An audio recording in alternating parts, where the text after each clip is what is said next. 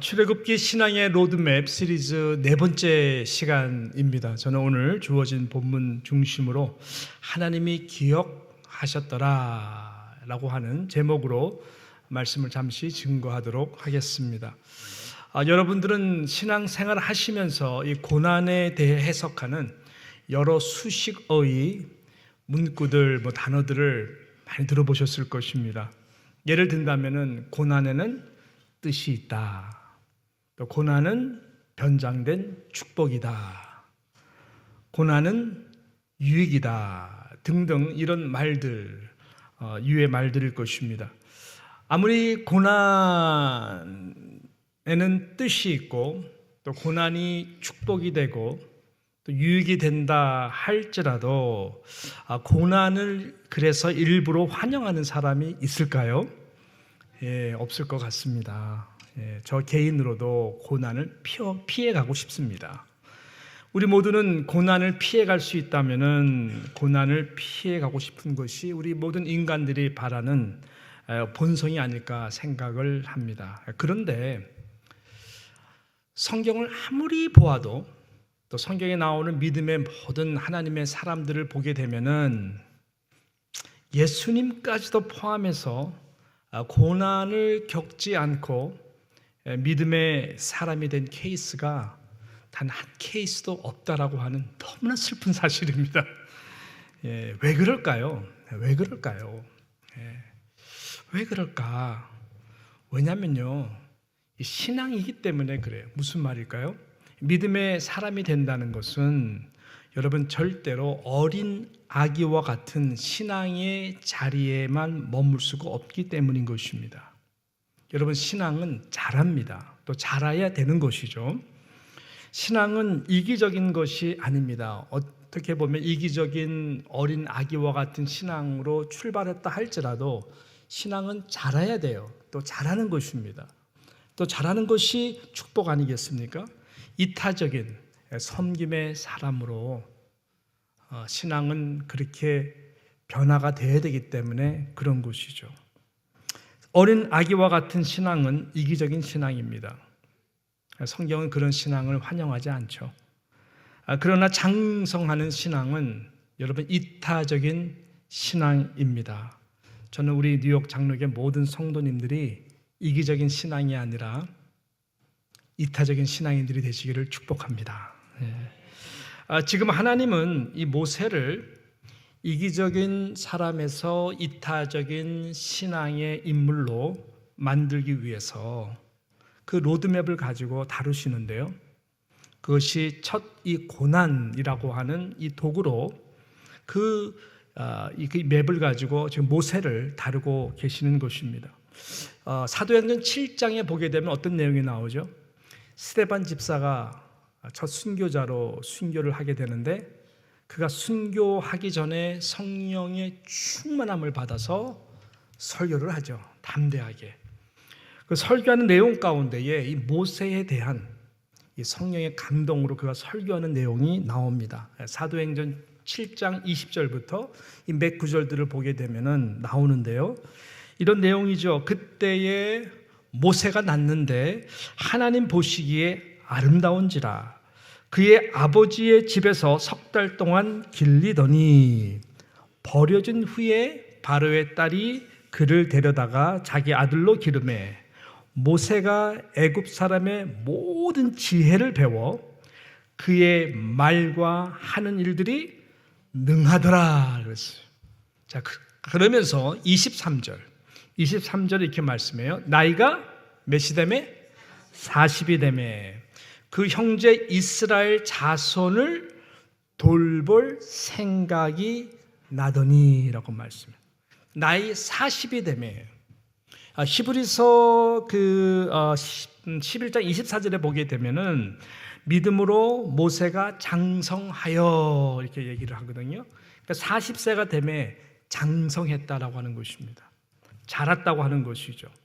그러니까 40이 되기 전까지는 이 모세는 이 동족에 대한 이스라엘 자손에 대한 돌봐야 되겠다라고 하는 이타적인 신앙이 별로 없었던 것이죠. 그러니까 40이 됐을 때에 그가 이기적인 존재에서 이제 이타적인 그런 믿음의 사람으로 이제 된 거예요. 돌볼 마음이 생긴 것입니다. 하나님은 이때를 기다리신 것이죠. 예. 그래서 철이 드는 것이죠. 그래서 하나님은 이제 모세를 오케이 40년 동안 그런 마음이 드는 모세로 기다리셨다가 이제 모세를 더 한 단계 높여서 정말로 이타적인 신앙인으로 만들기 위하여 본격적으로 하나님은 고난이라고 하는 거룩한 도구를 사용하셔서 그를 아주 구체적으로 다듬고 준비를 시키시는 것입니다. 그 첫 번째가 뭔가 봤더니 떠남이라고 하는 이 고난의 길을 가도록 인도하셨습니다. 떠남이라고 하는 이 단어입니다. 모세가 40이 되었습니다. 그가 왕궁에 계속 있었다면 과연 그가 마음은 좀 이타적인 마음이 있다 할지라도 정말로 노예 가운데에서 고생하고 있는 이스라엘 백성들 200만이 넘는 그들을 바로 직접 그들을 출애굽시킬 수 있는 그릇이 되었을까요? 하나님 볼 때에는 그런 리더로서는 아직 준비가 될 수가 없었고 또 그 왕궁을 떠나지 않고서는 그러한 리더로 만들어질 수가 없었던 것입니다. 그래서 하나님은 일어난 일을 통하여 모세가 미디안 광야로 도피할 수밖에 없도록 아니 왕궁을 떠날 수밖에 없는 상황으로 몰아가시는 것이죠. 아니면 스스로 절대로 자원하여서 떠나기가 쉽지가 않거든요. 자발적으로 여러분 고난의 길을 간다는 것은 쉽지가 않는 것입니다. 자 보세요. 하나님이 아브라함을 부르실 때도 그랬습니다. 그 주제가 신앙의 첫 출발이 떠남이었습니다. 떠남. 안전하고 안일하고 편안했던 메소포타미아 이 갈대아 우르를 하나님이 떠나라라고 하셨습니다. 떠나라. 이것이 신앙의 로드맵의 가장 중요한 첫 걸음이 되는 것입니다. 그러나 아브라함이 잠시 하란에서 머뭇거립니다. 특별히 아비데라가 야 이곳 교차로 야 동서남북으로 가는 이곳에서 우리가 우상을 팔면은 굉장히 사업 잘 되겠다. 돗자리를 펴고 데라가 살아있는 동안에 하란에서 많은 시간들을 머뭇거립니다. 생활이 굉장히 안정이 됐을 수도 있었을 것입니다. 그러나 그 자리에서 하나님은 도대체가 이 아브라함을 믿음의 조상으로 만들 수가 없는 것이죠. 하나님만 의지하는 믿음의 사람으로 만들 수가 없었다라고 하는 것입니다. 그래서 하나님은 이 아브라함으로 하여금 그곳을 떠나도록 하기 위해서 어떤 상황을 만드냐면은 데라를 데리고 가십니다. 그가 의존했던 데라를 데리고 가시죠. 그리고 결국 하란을 떠나게 되고 마침내 가나안 땅으로 들어가게 됩니다. 그래서 하나님이 지필하시는 믿음의 조상의 역사의 시작이 창세기 12장부터 하란을 떠난 다음부터 하나님께서 쓰시기 시작하시는 것이죠. 비록 이 가나안 땅이라는 곳이 기대와 같이 풍족한 땅이 아니라 기근이 심했던 땅이었지만은 그 고난의 그 시간들을 통해서 하나님은 아브라함을 믿음의 사람으로 빚어가시는 것이죠. 할렐루야. 그러므로 쓰임받는 신앙이라고 하는 것은 안일한 곳, 익숙한 곳에서 떠날 수 있는 신앙이어야 되는 것입니다. 마치 아브라함이 우상을 접고 하란을 정리하고 그 다음에 가나안으로 갔던 것처럼 모세도 태양신이라고 하는 절대적인 그 우상 밑에 여러 우상들이 득실했던 이 애굽의 중심의 문화 속에서 떠났어야 되는 것입니다. 이것이 굉장히 중요하죠. 여러분 아기 그 독수리 새끼들이 어떻게 언제부터 나를 수 있는 힘을 받기 시작하죠? 저들이 맨 처음에는 어미의 준비된 둥지에서 아주 어미가 챙겨주고 먹여주는 것 아주 행복한 시간들을 맨 처음에는 보냅니다. 아주 부드럽고 이쁜 그런 행복한 그 깃털에서 그 둥지에서 살아갑니다. 그지만 어느 순간에 딱 때가 오게 되면은 여러분 이제 어미는 냉정해집니다. 사랑이죠. 단호해집니다. 그 둥지에 그 부드럽게 있었던 모든 페더들, 깃털들을 다 둥지 밖으로 다 내어버립니다. 그 미리 깔아놓았던 것이 있는데 그것이 아주 그냥 가시들이죠. 그 가시들이 드러나도록 해서 그 새끼들이 더 이상 그것을 둥지로 생각하지 못하도록 환경을 바꿔놓습니다. 그리고 창공을 나는 이 어미 아비를 닮은 독수리가 되도록 절벽 끝으로 몰아내죠. 그리고 한 놈씩 툭툭 떨어뜨립니다. 그러면은 정말로 이 말 그대로 그냥 사력을 다해가지고 살려고 막 날개를 치고 그러면은 끝자락 가가지고 다시 독수리가 탁 잡고 올려보내죠. 그 다음 놈 또 툭 떨어뜨리고 동일하게 왜 이러는 거야, 야, 이러면서. 아주 두려움, 처음으로 경험해보면 두려움의 시간일 것이고 공부의 시간일 것이고 도저히 그 상황 속에서는 왜 이러시는지에 대해서 이해가 되지 않겠죠. 그렇게 반복하면서 그 날개에 힘이 붙고 근력이 붙는 것입니다. 여러분, 독수리의 그 힘 있는 그 창공을 나르는 날개는 그렇게 해서 만들어진 것입니다. 지금 모세도 이 40년의 그 안일한 애굽 왕궁이라고 하는 둥지를 떠나는 것입니다. 여러분, 이것이 바로 모든 하나님의 사람들에게 하나님은 이 시간에도 우리의 믿음의 근력을 키우기 위해서 하나님이 하시는 방법인 것입니다. 바라기는 이런저런 여러분 삶 가운데 고난의 시간들이 있으시겠지만 하나님께서 나의 믿음의 근력을 키우시는 시간이구나. 그래서 이타적인 신앙, 나만 제일 힘든 줄 알았는데 좀 주변에 눈이 떠지고 아픔을 더욱 알고 품고 섬기는 그릇으로 빚으시는 하나님의 은혜임을 꼭 기억하시고 살아가시는 우리 뉴욕 장로교 성도 되시기를 축복합니다. 오늘 우리 이용걸 목사님이랑 낮에 좀 좋은 시간을 모처럼 좀 보냈어요. 오셔서 또 이렇게 좀 픽업할 게 있으셔가지고 이런저런 두런두런 이야기를 나누시는데 우리 목사님께서 이런 말씀을 하세요. 당신이 목회를 할 때는 주변에 있는 교회들이 보이지 않았다. 주변에 얼마나 교회들이 열악하고 참으로 목회자들이 힘들어하는지 몰랐다라는 거예요. 당신 교회 키우고 부흥시키느라고 정신이 없어서 돌아볼 시간이 없었는데 지금 은퇴하고 디모데 목회 훈련을 하면서 동부 또 이런저런 열악한 교회들 가서 섬기다 보니까 너무나 가슴이 많이 아프더라 하는 말씀을 하시는 거예요. 왜 그때는 눈이 안 보였지? 그때 좀 힘이 있었을 때에 왜 좀 그런 좀 다른 열악한 교회들을 섬기기 위해서 내가 많이 못했지? 그런 아주 너무나 귀한 말씀을 해 주셔서 참으로 감사했습니다. 모든 것이 그런 것 같아요. 여러분 이러한 좀 이타적인 존재가 되시기를 주님의 이름으로 축복합니다. 자, 두 번째 그리고 결론이 이게 되겠는데 그 떠남의 고난의 시간 이걸 통해 가지고 하나님은 구체적으로 모세를 어떤 그릇으로 만들어 가시는 걸까요?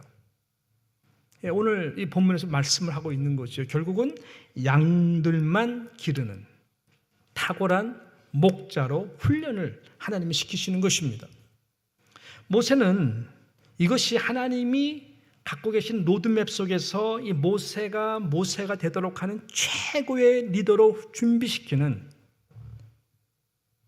이 최고의 그림이라는 것을 하나님은 아셨지만 모세는 당시에 알지 못했던 것이죠. 40년 동안 이 미디안 광야에서 모세는 단 한 가지 일만 했어요.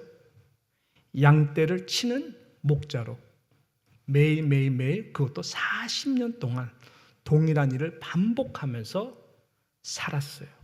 자, 출애굽기 3장 1절 말씀 우리가 오늘 읽지 않았죠? 마지막 25절, 2장 25절 읽고 3장 1절 읽지 않았죠? 3장 1절에 뭐라고 그러죠?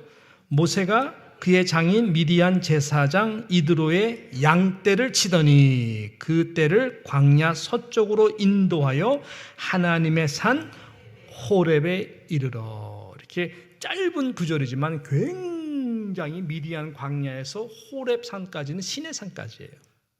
그러니까 지금 이 거리의 폭이 얼마나 모세가 40년 동안 그 일을 한 거예요.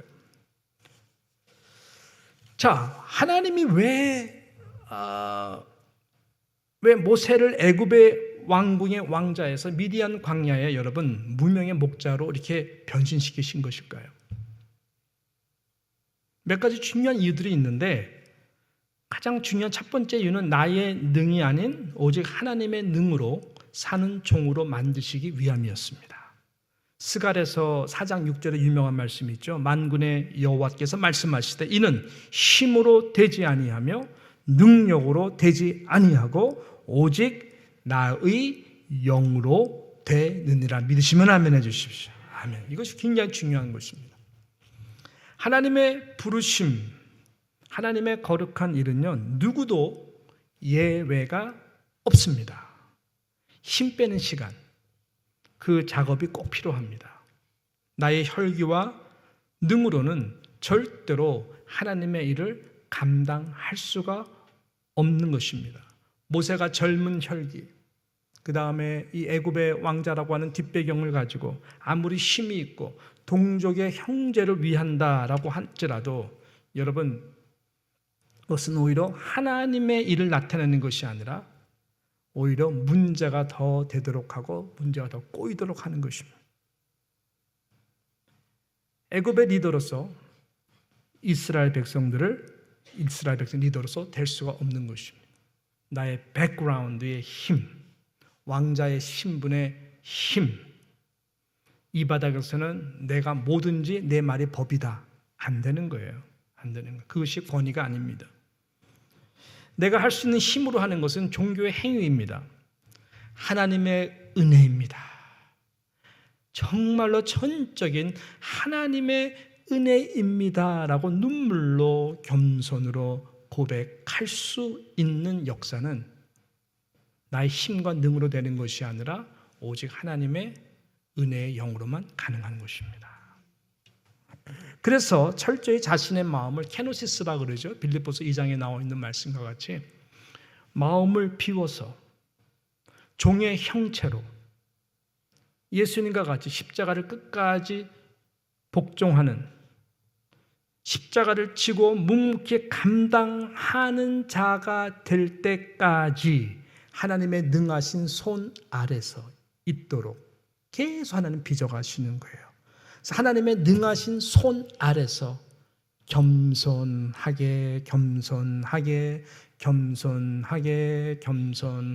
낮추시고 또 낮추시고 박살내고 또 낮추시고 주여, 때가 되면 하나님이 높이실 그때까지 또 박살내고 자존심 다 뭉개버리시고 내가 과거에 애굽 문화, 애굽 내가 왕자였는데 또 박살내고 그런 생각이 날 때마다 또 까부시고 어느 정도까지 아까 이 스데반의 설교 보면은 말도 능했다 그러잖아요. 언제까지 혀가 둔해가지고 아무 말도 못하는데요. 나는 정말 할 수가 있는 게 아무것도 없구나. 난 여기서 뭐 하는 거지? 그래도 또 박살 내시고 매일매일 40년 동안 아무도 알아주지 않는 외딴 곳에서 40년 동안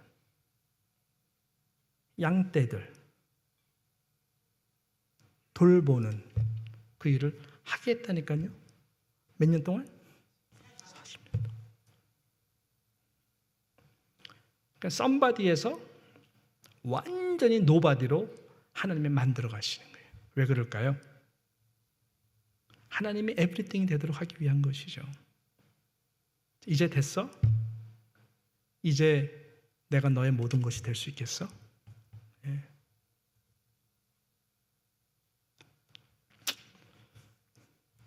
저도 멀었고 우리 모두 다 멀었어요. 근데 하나님 그 작업을 계속 하세요. 여러분 자존심 상하고 그럴 때 하나님 날 겸손케 하기 위한 십자가로 돌아가도록 하기 위한 축복의 시간이구나. 그렇게 딱 결정하시고 받아들이면 제일 편해요. 그게. 그럼 하나님이 박수 보내주세요. 모세는 그렇게 40년을 묵묵히 살아갑니다. 그가 날마다 이제 일어나면은 걱정은 단 한 가지였었어요. 어디로 이 양들을 인도할까? 길을 찾는 일이었습니다. 왜냐하면 미디안 광야에서 양떼들을 돌본다는 것은 풀을 먹이고 또 물을 먹이기에는 호락호락한 곳이 아니에요. 그러니까 이 레인지가 이 이드로가 있는 그 집에서 시내산 호렙산까지 막 찾아다녀야 되는 그러한 환경이었다라고 하는 것입니다. 근데 이런 것들이 모세에게는 40년 동안 놀라운 하나님의 은사를 개발하게 해주셨는데 sense of mission이라고 그래요. 그다음 sense of direction입니다. 그러니까 이 사명, 양떼를 어디 가서 먹여야 되나. 그러니까 지리가요. 모세는 미디안 광야에서 호렙산, 시내산까지 지리에 대해서는 그 누구보다도 굉장히 박식했던 사람이에요. 그 당시에는 우리 지도 내비게이션 없었잖아요. 스마트폰이 없었잖아요. 그러니까 고생하면서 갔다가 또 왔다가 찾아봤다가 발견했다가 찍고 그다음에 다 이미 모세가 홍해서부터 시내산까지 가는 모든 로드는 이미 모세가 다 섭렵한 장소들인 것이죠. 이 훈련을 하나님이 집중적으로 모세로 하여금 하게 하는 것입니다. 그러니까 변장된 축복이죠. 이제는 몇몇 그런 양들이 아니라 때가 될 때 하나님께서는 어떤 일을 하시는 거예요? 이제 대가가 되도록 sense of mission, sense of direction 대가가 되도록 그래서 이제는 200만 명이 넘는 어떻게 보면 양떼 같은 존재들이죠. 다 제 갈 길로 가기를 원하고 고집 세고 쩍하면 돌아가고자 하는 그러한 200만이 넘는 그 양떼들을 데리고 모세는 리더로서 다 sense of mission, sense of direction 구름 기둥, 불 기둥 하나님과 동행할 때에 이미 다 처음 가는 길들이 아니에요. 하나님이 이렇게 기가 막히게 이 모세를 지금 훈련을 시키고 있는 것입니다. 할렐루야. 그 하나님이 지금 저를 통해서도 일하시고 계시고 우리 여러분 각자를 통해서도 일하시는 줄로 믿으시기를 축복합니다. 정말 그래요. 정말 그래요. 우리 하나님 정말로 대단하신 하나님이에요. 하나님이 이 로드맵을 다 가지고 기다리시고 또 기다리시고 때가 되면 길을 좀 열어주셨다가 또 기다리시고 또 연단시켜 주시고 훈련시켜 주시고 빚어가시고 만들어 가시고 근데 이 모든 것들이 하나님 나라 안에서는 버릴 것이 하나도 없다라고 하는 것입니다. 죽을 때까지 아주 귀하게 쓰임받을 수 있도록 하나님은 저와 여러분을 이렇게 만들어 가세요. 여러분이 속상하면서 당한 모든 일들, 고난받은 모든 일들, 이해할 수 없었던 모든 일들까지 하나님은 다 동원하셔서 주님 앞에 가기 전까지 다 사용하세요. 할렐루야. 이타적인 신앙인으로. 자, 이스라엘 백성들도 하나님 40년 동안 다루시죠. 어떻게 다루십니까? 눈물의 이 극에 다루도록 하나님께서 이스라엘 백성도 40년 동안 모세가 없는 애굽에서 40년 동안 하나님은 또 이스라엘 백성들을 at the same time 다루십니다. 그렇게 잔혹하게 하던 이 바로 왕이 죽고 새 바로 왕이 등단했는데 뭐 특별한 변화는 없었지만 그래도 40년이 차면서 이제 좀 우리가 출애굽한다면은 할 수 있는 그런 마음의 자세를 가지고 누구도 토를 안 달고 출애굽할 수 있는 그릇으로 하나님께서 이제 만들어 가십니다. 23절 내용이 이제 그런 내용이죠. 23절 내용 이렇게 말씀하죠. 여러 해 후에 애굽 왕은 죽었고 이스라엘 자손은 고된 노동으로 말미암아 탄식하며 부르짖으니 그 고된 노동으로 말미암아 부르짖는 소리가 하나님께 상달된지라라고 말씀하고 있어요. 그게 다른 거죠. 때가 된 것입니다. 여러분 하나님은 침묵하시는 것 같지만 하나님의 눈동자는 늘 저들과 함께 하시고 계셨습니다. 결론적으로 오늘 말씀은 하나님은 어떤 분으로 소개하면서 마무리가 되고 있습니까? 자, 우리 24절 말씀, 25절 말씀 우리 같이 함께 읽겠습니다. 하나님이 그들의 고통 소리를 들으시고 하나님이 아브라함과 이삭과 야곱에게 세운 그의 언약을 기억하사 하나님이 이스라엘 자손을 돌보셨고 하나님이 그들을 어떻게 하셨다고요? 기억하셨더라. 기억하사 또 기억하셨더라 라면서 오랜 40년의 이 시간의 기간을 그렇게 마무리하는 것입니다. 하나님이 전혀 나는 몰라 이런 것이 아니에요. 눈을 감으신 적도 없었고 기억하셨다라고 하는 이 말의 뜻은 돌보시고 인도하시고 무엇보다 언약의 개념이거든요. 이 말씀과 같이 아브라함에게 약속하신, 이삭에게 약속하신, 야곱에게 약속하신 그 언약을 하나님이 기억하셨어. 이제는 때가 됐다. 하나님께서 직접 나서서 그 언약을 성취를 하시려고 움직이시는 것입니다.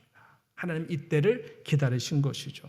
하나님이 적어도 아브라함에게 정령코 너희들이 다시 이 땅으로 돌아오게 될 것이다. 430년 후에 돌아오게 될 것에 대해서 이미 약속하셨고 그 약속이 그대로 성취가 되도록 하나님은 이제 일을 하시는 것입니다. 그 구체적인 내용이 이제 3장부터 쭉 나오게 되는 것이죠. 여러분, 하나님은 이런 하나님이십니다. 저와 여러분의 신음과 고통 하나님이 다 듣고 계세요. 침묵하신다 할지라도 하나님은 우리와 약속한 모든 것들의 응답되도록 저와 여러분을 그릇으로 만들어 가시고 안타깝게 기다리시면서 하나님의 때가 되었을 때에 반드시 우리 하나님은 신실하게 그 약속을 이행하시는 분이십니다.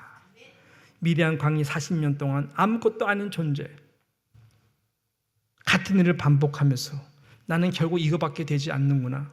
모든 소망이 끊어졌을 그 순간에 나의 인생에는 앞으로 어떤 소망도 없겠구나. 비전이 있을까? 없겠구나.